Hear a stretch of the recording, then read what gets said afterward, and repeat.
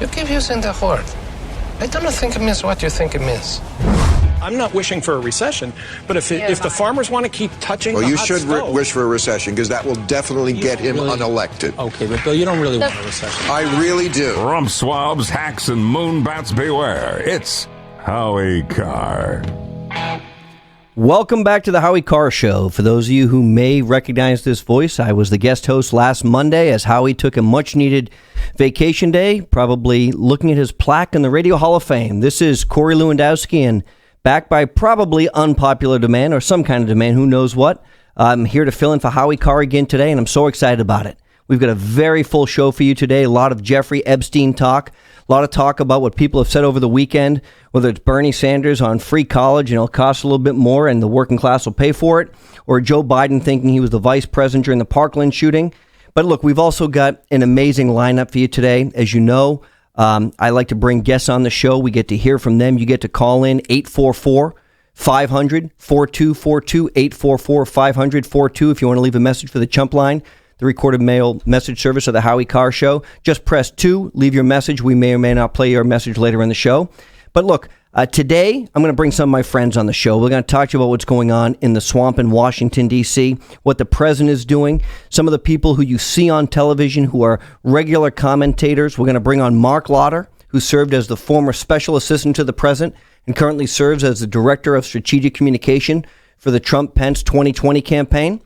He'll be with us to talk about the efforts there. We're going to bring in our friend Peter Navarro. You know Peter as the stalwart, steadfast supporter of the America First agenda, a PhD out of Harvard, an economist who's been with the president from the campaign till right through today, the one who has been that voice next to the president, saying that's time to put America first, that we are not America alone, but we're going to have a fair and free trade policy, and that doesn't mean that we pay for it all. I also asked our friend, former governor of New Jersey, former U.S. attorney and presidential candidate and close friend of mine, Chris Christie, will be joining our show later today. So you get to hear from him.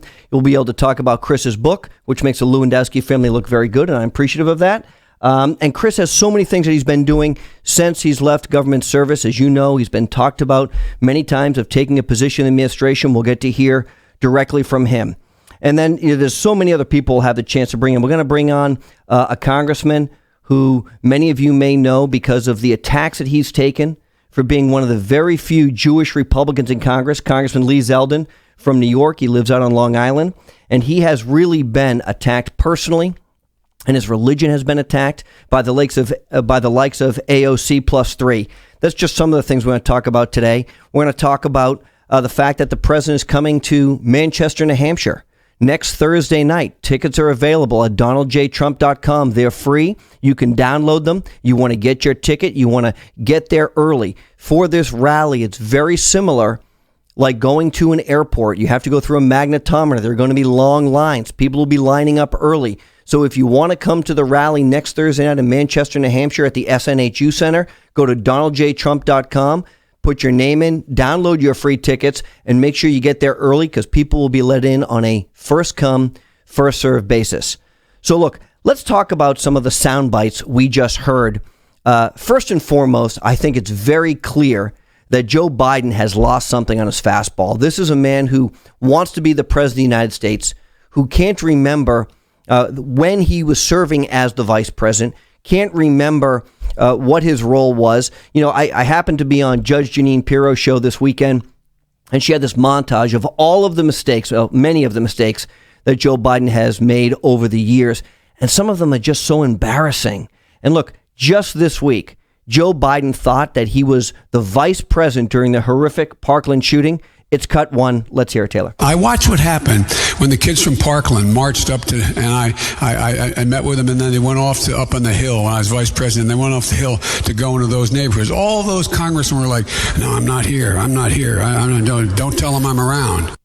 Does that sound like you as the next leader of the free world? Look, it sounds like a guy who would probably make a mistake getting out and getting your lunch for a turkey sandwich is what it really sounds like. It's amazing how far Joe Biden has fallen in that amount of time. And what he's gone on to say is that President Trump poses an existential threat to our country. It's cut two. Let's play it. We heard from people who share one fundamental belief that there is an existential threat if we, in fact, keep Donald Trump for president for 4 more years. You know, it's amazing. The liberals are so good at passing the buck as saying, do as I say, but not as I do. And, you know, just before we came on the show tonight, I got handed an article. Northern Virginia leaders oppose possible facility for unaccompanied minors. Now, we all know that Northern Virginia, which is where all the government workers are, believe that government should be bigger and better. And they're one of the richest communities in all of the country because they live off of our taxpaying dollars. But here's what the liberals have said. Quote, speaking solely for myself, the chairman of the board, I would not welcome such a facility in Loudoun County because it's not good for the children.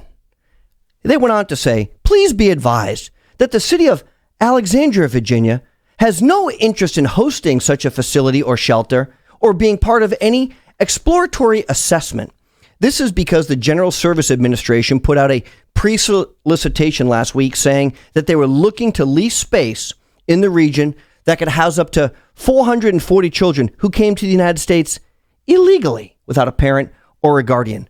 But the beautiful people of Northern Virginia say, yes, we should do that, just not in my backyard. And, the article goes on to say, practically speaking, Arlington County has no available space or facilities to satisfy the space requirements contained in the GSA solicitation. You know, they had space for Amazon when they were going to put it over there. They had space for the defense industry.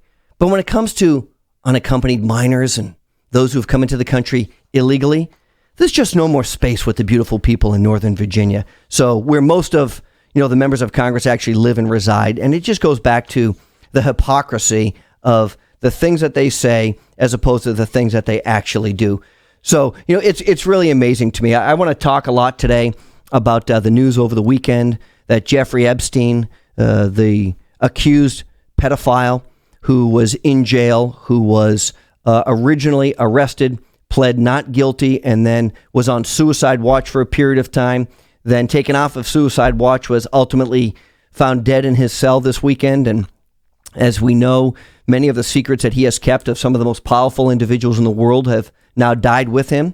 And the question really is, and we'll ask you, and it's going to be one of our poll questions, which today's poll question is going to be brought to you by Perfect Smiles, of course, and we'll get to it.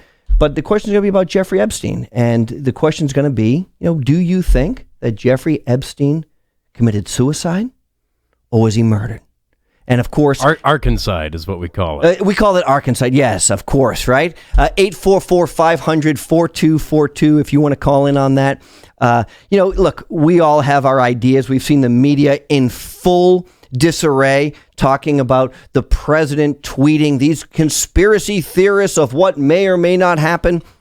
As I look at our text line, which I'm not very good at, but I think Officer Mark wrote in, he said, rumor has it that Epstein had toxic levels of hot sauce in his bloodstream.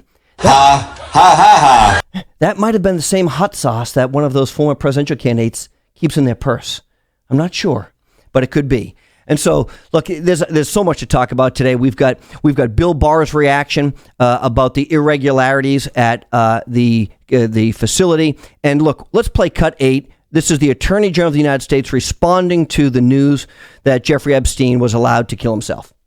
I was appalled, and indeed the whole department was, and frankly, angry to learn of the MCC's failure to adequately secure this prisoner. And look, there has to be an investigation. And Kellyanne Conway, who we had on the show just last week, commented to the public. Let's hear what Kellyanne Conway had to say. It's cut 12 on our show. I think the president just wants everything to be investigated, as your reporter just revealed just the day before. There was some unsealed information implicating some people very high up.